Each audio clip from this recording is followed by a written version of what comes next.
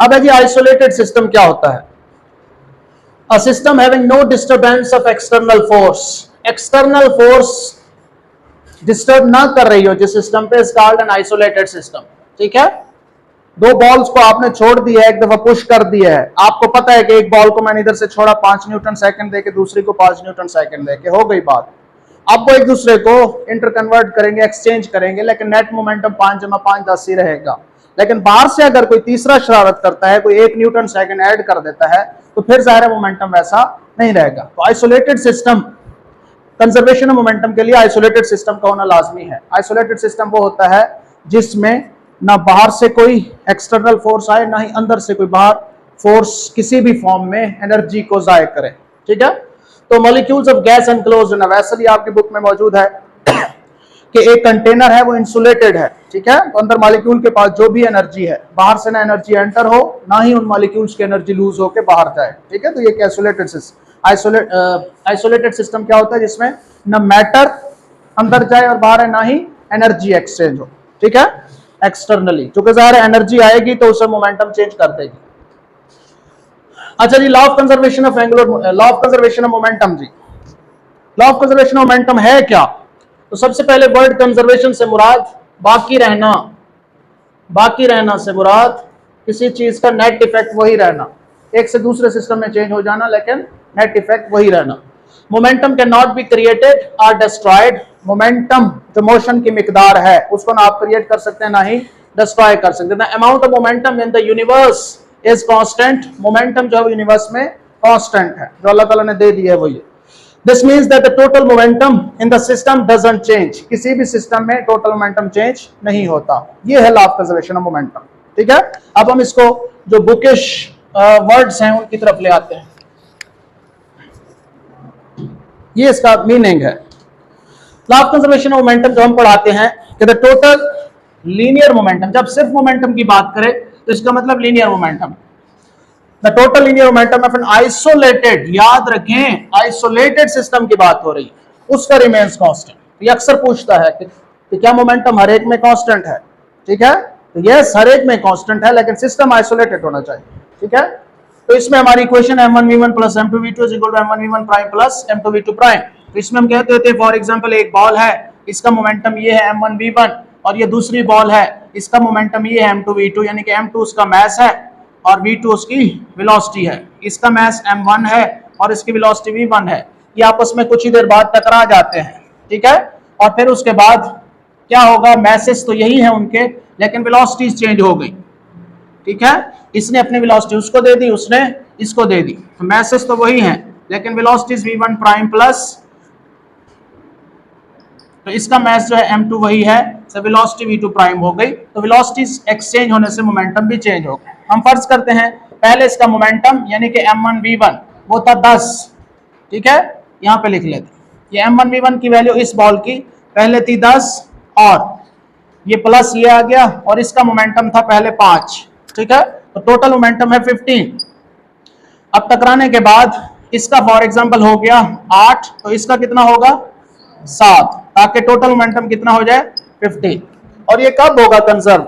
अब इसमें देखें इन दोनों का मोमेंटम चेंज हुआ है, लेकिन एक दूसरे में शिफ्ट हुआ है, मोमेंटम सेम नहीं है।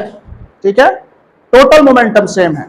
ठीक है, इसका मोमेंटम पहले 10 था, बाद में 8 हो गया है, इसका मोमेंटम पहले 5 था, बाद में 7 हो गया। एक का कम, मैस भी चेंज हो सकता है उसमें। ठीक है, प्रोडक्ट सेम है दोनों का, मैस और वेलोसिटी का प्रोडक्ट सेम है। ये अच्छा है, आगे इसी से रिलेटेड एमसीक्यूज आ रहे हैं। तो टोटल इन दोनों का मोमेंटम पहले भी 15 था, टोटल मोमेंटम बाद में भी 15 है। और ये कब होगा? जब एक्सटर्नल फोर्स नहीं होगी। लेकिन अगर जब ये टकराने जा रहे हैं, शरारतन अकील इसमें कोई ऐड कर देता है मोमेंटम 1 न्यूटन सेकंड, तो फिर बाद में कितना होगा? 16 हो जाएगा। पहले कितना था? 15 था। फिर ये कंजर्व नहीं रहेगा। ठीक है, तो in the absence of external force फिर ही मोमेंटम कंजर्व रहेगा, इसको कहते हैं। तो total change in momentum, change in momentum 0 होगा डेफिनेटली। ये हमारे पास क्या है? Initial momentum. ये क्या है? Final momentum. तो चेंज इन मोमेंटम किसके बराबर है? p final minus p initial, और ये कितना है? 15 माइनस 15 इज इक्वल टू 0 आ गया। इधर बता, ओके ओके, ठीक है। तो चेंज इन मोमेंटम 0 होगा, तो टोटल मोमेंटम कंजर्व रहेगा, लेकिन चेंज इन मोमेंटम 0 होगा। ठीक है, मैं हटा दूं, okay ji.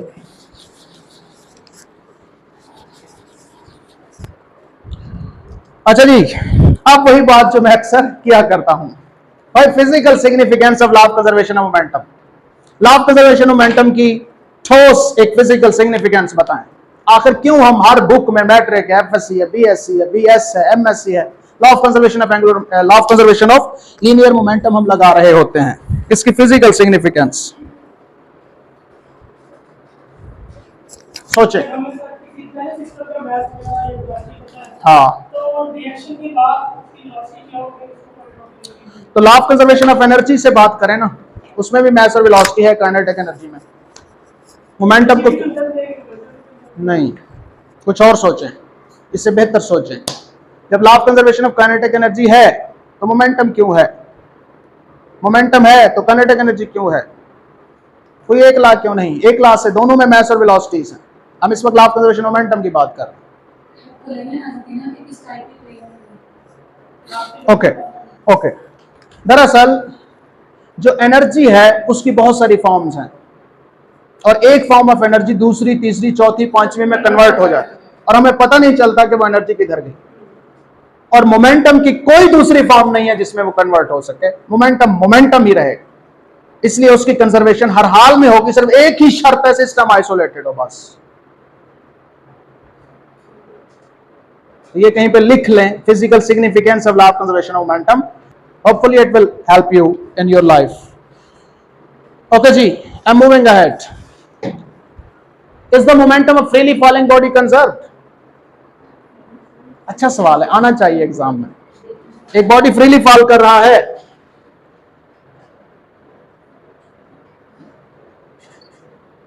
This is freely falling body, क्या इसका मोमेंटम कंजर्व्ड है?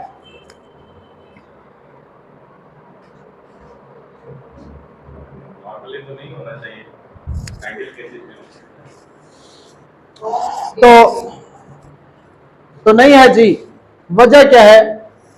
इस पे एक एक्सटर्नल फोर्स लग रही है और हर वक्त इसकी वैल्यू चेंज कर रही है। It is not isolated system. तो अगर हम कहें कि जमीन और इसके बॉल के दरमियान कोलिजन हम देखने जा रहे हैं, ठीक है, तो शुरू में उसकी जो वेलोसिटी दी थी, चलो इनिशियली 0 थी, थोड़ी देर बाद उसको मिल गई थी फॉर एग्जांपल 5 मीटर पर सेकंड, तो उसका मास था और ये वेलोसिटी थी। यही रहती ना, इसी मास और वेलोसिटी से वो कोलाइड करता ना, फिर तो था, लेकिन बाद में वेलोसिटी क्या होती रही? चेंज होती रही। This is perfect example. आप किसी को सिंपली समझाना चाहें, वरना लोगों को मतलब इस तरह के ये आप पूछें किससे कि मोमेंटम बताएं कहां पे कंजर्व नहीं है, चुप लग जाएगी कुछ देर नहीं, काफी सारी देर।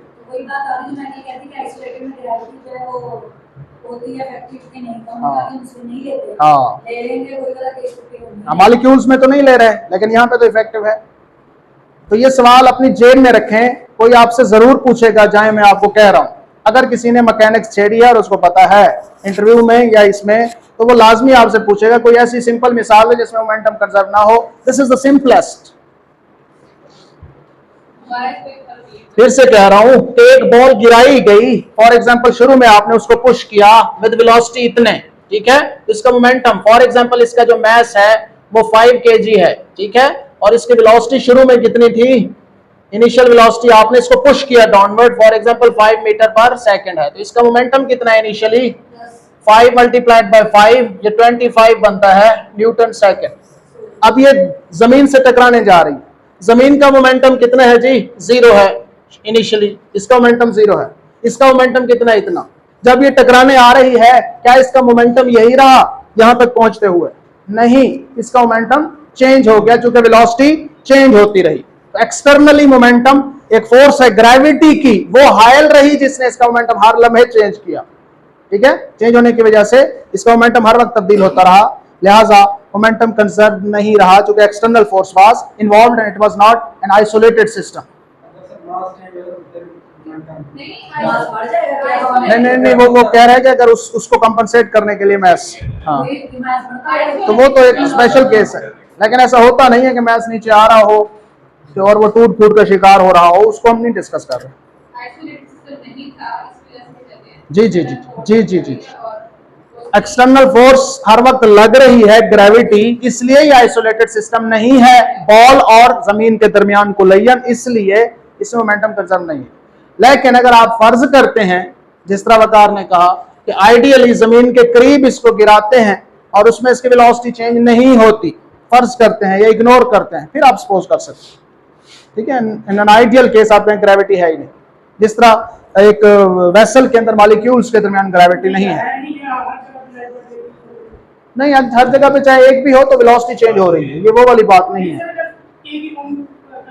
मतलब यहां से छत से गिराएं यहां तक तो वेलोसिटी में चेंज को इतना नहीं आएगा, माइनर आएगा, ठीक है।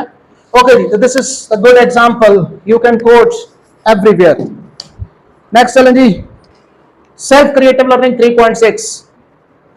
तो हम law of conservation of momentum को डिस्कस करने लगे हैं, उसकी एग्जांपल्स आपकी बुक में मौजूद हैं। सबसे पहला है सेल्फ क्रिएटिव लर्निंग, मेरी बुक में 3.6, राइफल एंड बुलेट का सिस्टम। तो राइफल एंड बुलेट में क्या होता है, ये आपके सामने एक राइफल है, कितनी प्यारी गन है ना, इसके अंदर ही बुलेट है, ठीक है।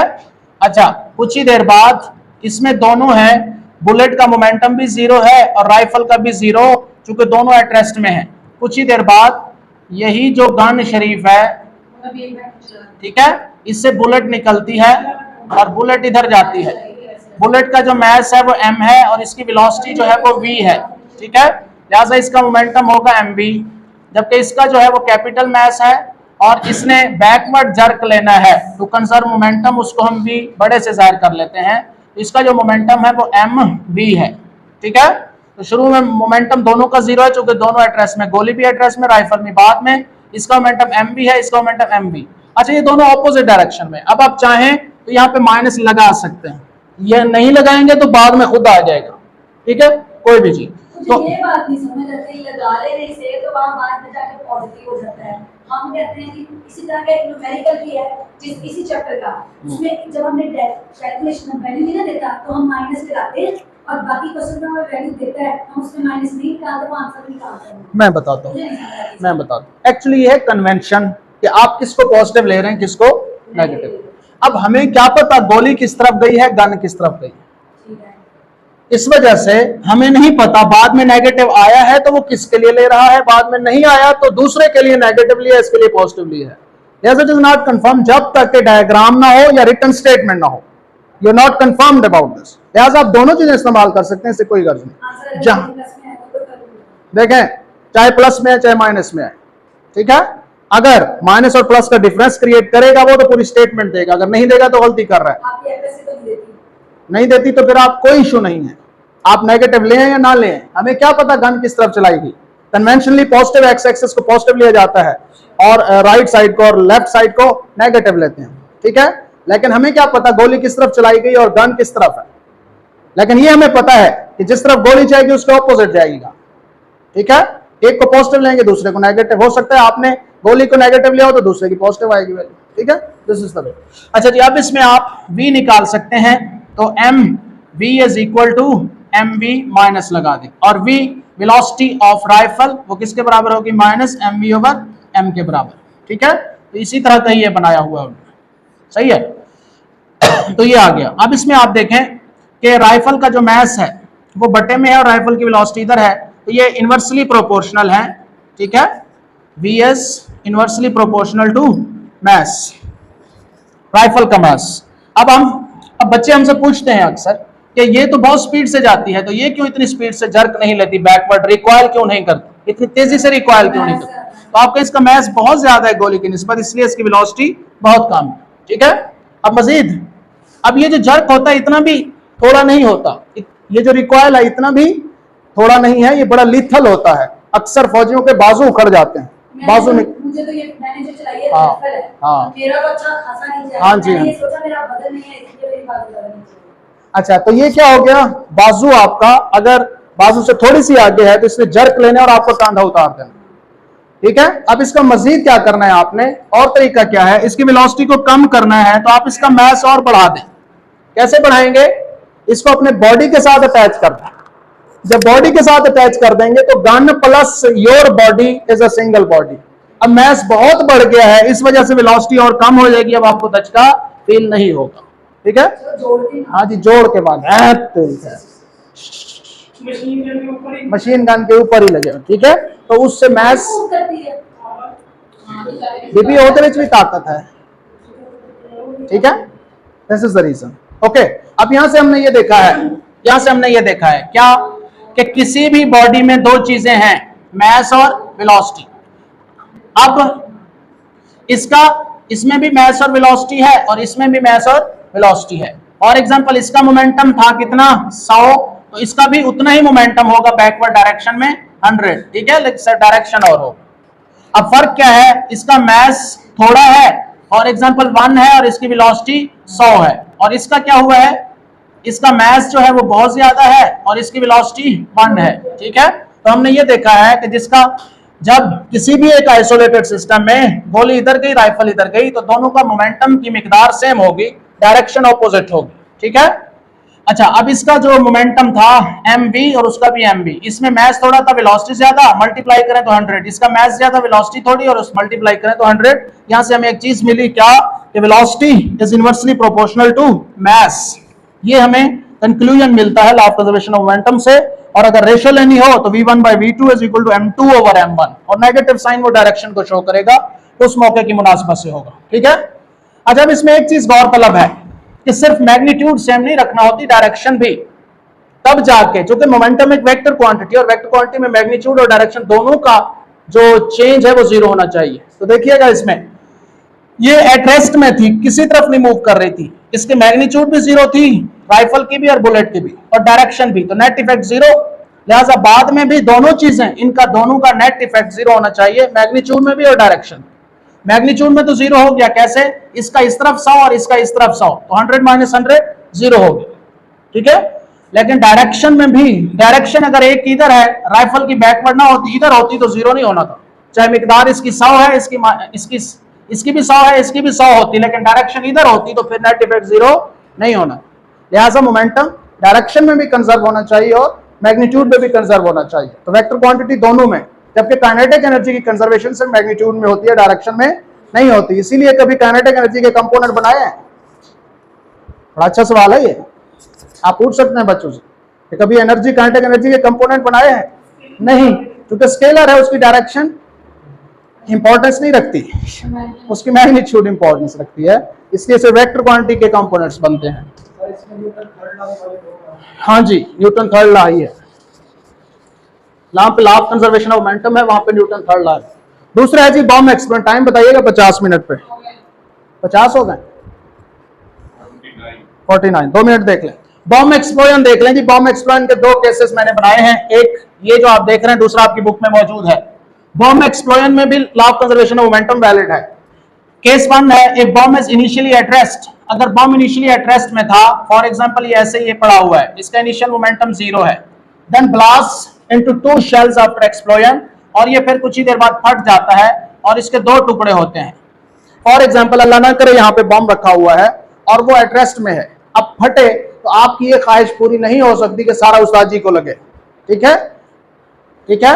वो law of conservation of momentum को ओबे करेगा, एक टुकड़ा इधर गया तो दूसरा उधर जाएगा, एक इधर गया तो दूसरा इधर जाएगा, क्योंकि मैग्नीट्यूड भी कंजर्व करनी है और डायरेक्शन भी कंजर्व करनी है, ठीक है। इसका इनिशियल मोमेंटम 0 है, तो बाद में इसका जो मोमेंटम होगा, अगर 2 टुकड़ों में हुआ है ये, तो ये दोनों लाजमी ऑपोजिट डायरेक्शन में जाएंगे ताकि नेट इफेक्ट 0 हो, ठीक है। अब 2 टुकड़े हैं, तो बाकी इसका मोमेंटम कितना है, for example positive y axis की तरफ इसका मोमेंटम है +10, तो इसका होगा -10, तो नेट इफेक्ट 0 और डायरेक्शन भी ऑपोजिट होगा। तो initial momentum is exactly equal to final momentum. शुरू में भी इसका मोमेंटम 0 था चूंकि एट रेस्ट में था, बाद में +10 -10 इज इक्वल टू 0, तो ये law of conservation of momentum को ओबे करता है जी। अकेले अगर 3 टुकड़ों में होता फिर, अच्छा 2 टुकड़ों में भी मजीद आप देख लें चीजों को। अब 2 टुकड़ों में इसका मास कितना है, m1, इसका v1, और इसका कितना है m2 v2, ठीक है, m1 v1। अच्छा, अब अगर दोनों का मास सेम है तो वेलोसिटी भी दोनों की सेम होगी। वैसे आगे मैंने कंक्लूजन में भी लिखा हुआ है ये चीज। बॉम्ब एक्सप्लोजन, वो भी हमने इसका पहला केस पढ़ लिया था, if bomb is initially at rest and then blast into two shells, ठीक है। अगर इनिशियली बॉम्ब एक एट रेस्ट में था, फिर उसके बाद 2 पार्ट्स में तकसीम हुआ है, ठीक है, एक इधर एक इधर, तो इनिशियल मोमेंटम बराबर होना चाहिए फाइनल। तो इसका इनिशियल मोमेंटम चूंकि ये पहले रेस्ट में था तो 0 है इसका मोमेंटम, बाद में इस पार्ट का मास m1 और इसकी वेलोसिटी v1, इस पार्ट का मास m2 और वेलोसिटी इसकी इधर v2। तो m1 v1 plus m2 v2, ठीक है। तो यहां से अगर आप इनमें से किसी एक के पार्ट के साथ आप माइनस लगा लें, अगर किसी एक पार्ट के साथ आप हाँ भाई आ गए, वालेकुम सलाम।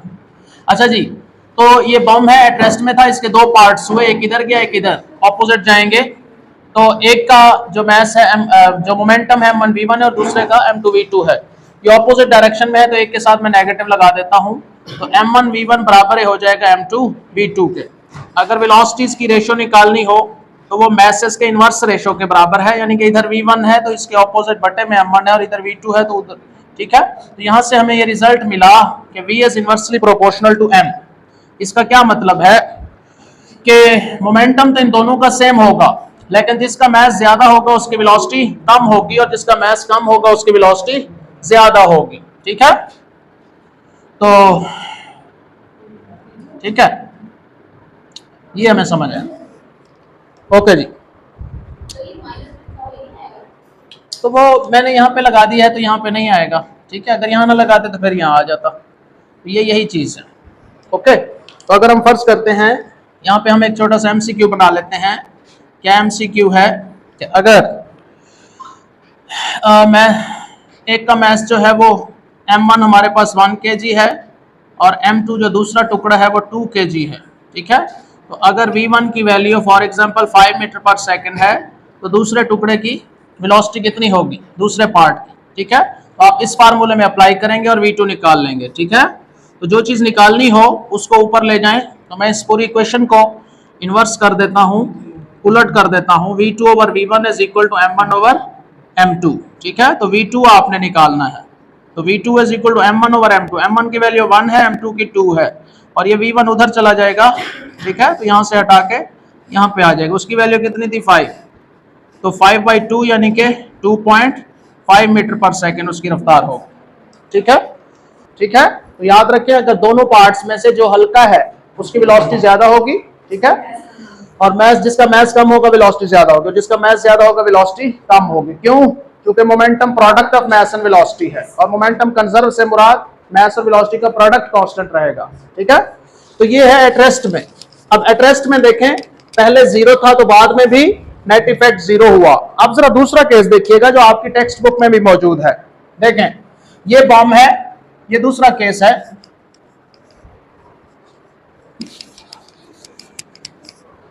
ओके जी, ये दूसरा केस है कि अ फॉलिंग बम एक्सप्लोड्स इनटू 2 पीसेस। तो अ फॉलिंग बम है, तो अगर एक बम ऑलरेडी ये बम है और ये फॉल कर रहा है इधर डाउनवर्ड डायरेक्शन में और यहां पे आके ब्लास्ट होता है, ठीक है। तो जब डाउनवर्ड ये आ रहा था तो इसका मतलब इसका इनिशियल मोमेंटम था, ठीक है। जब ये एट रेस्ट में नहीं था, ऊपर से फॉल कर रहा था, तो इसका मोमेंटम था। उसकी मैग्नीट्यूड कितनी थी, ठीक है, वो फॉर एग्जांपल mv थी और उसकी डायरेक्शन किधर थी, डाउनवर्ड थी। दोनों चीजें कंजर्व होनी चाहिए, ठीक है। तो टोटल इनिशियल मोमेंटम बराबर होना चाहिए टोटल फाइनल मोमेंटम, मैग्नीट्यूड में भी और डायरेक्शन में। अब जब ये फटेगा यहां पे आके तो इसके 2 टुकड़े होंगे, तो 2 टुकड़े किधर जाने चाहिए, तो 2 टुकड़े ऑपोजिट डायरेक्शन में नहीं जाएंगे, एक इधर जाएगा एक इधर जाएगा। वजह क्या है? क्योंकि नेट मोमेंटम जो है फिर उनका डाउनवर्ड डायरेक्शन में बनना चाहिए, ठीक है। तो इसमें देखें तो इनिशियल मोमेंटम किधर था, डाउनवर्ड डायरेक्शन में। उसकी मैग्नीट्यूड चाहे कुछ भी थी, उसकी मैग्नीट्यूड में सपोज करता हूं कि 10 थी न्यूटन सेकंड, लेकिन वो डाउनवर्ड डायरेक्शन में थी। ये पार्ट था और इसके मोमेंटम की डायरेक्शन डाउनवर्ड थी, ये पी इनिशियल था, ठीक है, ये डाउनवर्ड आ रहा था ये डायरेक्शन।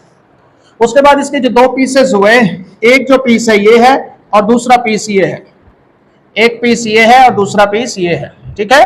अब इनका जो नेट मोमेंटम है, एक का इधर और दूसरे का इधर होगा लाजमी। क्यों? क्योंकि मैं इन दोनों को ऐड करूं, इन फाइनल मोमेंटम्स को, ये दोनों फाइनल मोमेंटम है, ये पहले टुकड़े का और ये दूसरे टुकड़े का, इन दोनों को मैं ऐड करूं तो नेट इफेक्ट उधर ही बनना चाहिए जिधर पहले था, ठीक है। तो ऐड करके देखें इसको, तो ये एक बॉडी का इधर है, इसके आगे दूसरे बॉडी का मोमेंटम रखें, ठीक है।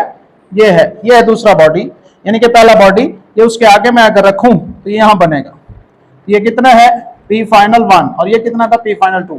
इन दोनों का रिजल्टेंट किधर बनेगा, डाउनवर्ड डायरेक्शन। तो ये उतना ही है फाइनल जितना इनिशियल था, और डायरेक्शन भी इसकी डाउनवर्ड है। ठीक है, तो डायरेक्शन भी देखनी है, इसीलिए ये जो दोनों टुकड़े हैं ये ऑपोजिट डायरेक्शन में नहीं फटेंगे, ये ऐसे जाएंगे ताकि नेट इफेक्ट डाउनवर्ड। डायरेक्शन तो ऑपोजिट ही है सर। नहीं नहीं, ऑपोजिट नहीं है, ऑपोजिट होती है बिल्कुल ऐसे जाए, ये ऐसे जाए, है डिफरेंट। Different direction. ठीक है, ये ऑपोजिट नहीं है, at certain angle between them, ऐसे जाए। ठीक है, चूंकि नेट इफेक्ट, इधर जा रहा है तो इसका ऑपोजिट क्या बनेगा, किधर? हाँ उसका उधर बनेगा। हाँ, ठीक है, these are not opposite.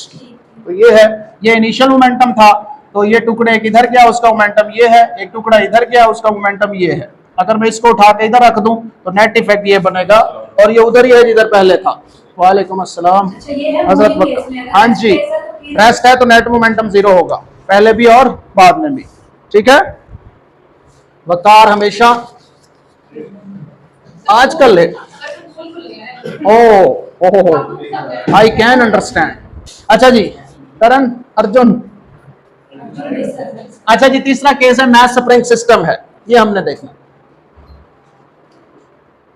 mass spring system, if two masses attached at the ends of a spring which was compressed initially, तो अगर आपके पास एक स्प्रिंग है, फॉर एग्जांपल ये कंप्रेस्ड स्प्रिंग है और इसके साथ दो बॉडीज अटैच्ड हैं, एक M1 है और दूसरा जो यहाँ पे बॉडी अटैच्ड है इसके M2 है, और ये कंप्रेस्ड है। आप समझिए यहाँ पे कोई इसके तार लगा दी गई है। ठीक है, अब इनिशियली इन दोनों का मोमेंटम जीरो है क्योंकि ये इसके साथ अटैच्ड है। कुछ ही देर बाद इसने क्या करना है, अगर हम ये तार काट दें, ये रेड वाली जिसने इसको कंप्रेस किया हुआ है, तो फिर क्या होगा, इसने ऐसे हो जाना है और ये जो मैस M1 है इधर जाएगा और ये जो मैस M2 है इधर जाएगा। इसकी वेलोसिटी फॉर एग्जांपल v1 है और इसकी वेलोसिटी v2 है। V1 प्राइम क्या है आफ्टर ईजी? चलो ऐसे कह लें, वैसे शुरू वाली वेलोसिटीज हमने ली ही नहीं, खैर ठीक है। अच्छा जी, तो टोटल इनिशियल मोमेंटम बराबर होता है टोटल फाइनल मोमेंटम। तो इन दोनों ऑब्जेक्ट्स का जो मूव कर सकते थे उनका मोमेंटम हमने देखना है। तो पहले भी ये एट रेस्ट में था और ये भी एट रेस्ट में था। इसका मोमेंटम m1 v1 और इसका momentum m2 v2, m1 v1 prime m2 v2 prime. ठीक है, तो चूंकि ये दोनों ऑपोजिट डायरेक्शन में, आप चाहें तो किसी एक के साथ नेगेटिव लगा सकते हैं, अदरवाइज बाद में ये आ जाएगा।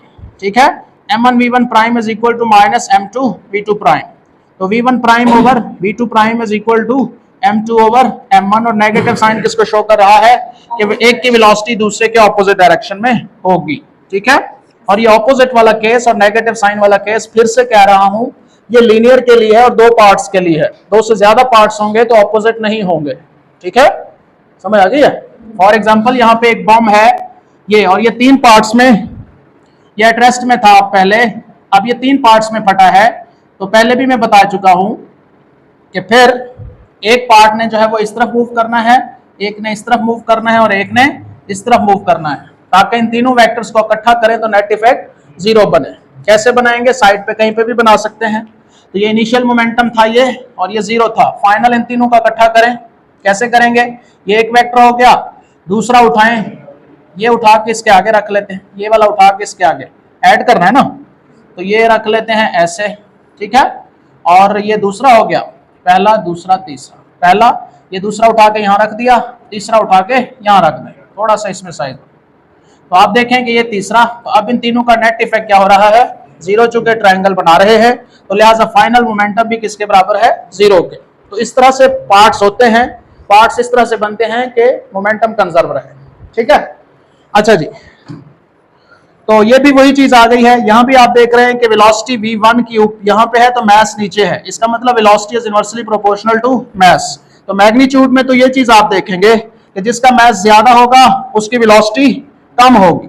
ठीक है, इन दोनों में से, इन दोनों में से जिसका मास ज्यादा होगा, अगर इसका मास 1 किलोग्राम है और इसका 2 किलोग्राम है तो इसकी रफ्तार कम होगी और इसकी रफ्तार ज्यादा होगी। ठीक है, क्योंकि मोमेंटम कंजर्व करना है। लेकिन ये मैग्नीट्यूड के लिए है, साथ जो डायरेक्शन है उसका फैसला आप उसी वक्त करेंगे स्टेटमेंट को देख के कि वो किसके साथ नेगेटिव लगा रहे हैं और कौन सी डायरेक्शन ले रहा है। अगर नहीं दे रहा तो कन्वेंशन को ओबे करें कि पॉजिटिव एक्स एक्सिस की तरफ जाते हुए को पॉजिटिव लेने और नेगेटिव वाले को नेगेटिव एक्स एक्सिस की तरफ।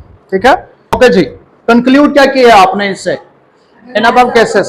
जिसका मास ज्यादा उसकी वेलोसिटी। जी, जिसका मास ज्यादा उसकी वेलोसिटी कम, और जिसका मास कम उसकी वेलोसिटी ज्यादा। तो मास m1 ग्रेटर था तो v1 लेस थी, mv1 लेस देन m2 तो v1 ग्रेटर देन v2। और अगर मासेस सेम हो तो वेलोसिटी सेम होंगी। ठीक है, असल में ये चीजें बताना चाह रहा था। और इसमें इंपॉर्टेंट चीज ये थी कि फॉर एग्जांपल अगर एक बम है और वो एट रेस्ट में है, ठीक है, और वो ब्लास्ट हुआ है दो पार्ट्स में और दोनों पार्ट्स का मास सेम है, ठीक है, जितना ये है m1 भी 1 kg है और m2 भी 1 kg है, तो फिर इनकी जो वेलोसिटीज होंगी उनकी मैग्नीट्यूड सेम होगी। ठीक है, इसकी वेलोसिटी फॉर एग्जांपल है कितनी, 10 मीटर पर सेकंड, तो इसकी कितनी होगी, इसकी भी 10 मीटर पर सेकंड ही होगी, लेकिन ऑपोजिट डायरेक्शन। तो वेलोसिटीज दो पैचेस की, दो टुकड़ों की, ये दो की बात हो रही है, दो की वेलोसिटी तब सेम होगी मैग्नीट्यूड में जब दोनों के मासेस सेम होंगे। अगर मासेस सेम नहीं है तो फिर वेलोसिटी सेम नहीं होगी, फिर जिसका मास कम उसकी वेलोसिटी ज्यादा होगी। ठीक है, आगे चलें।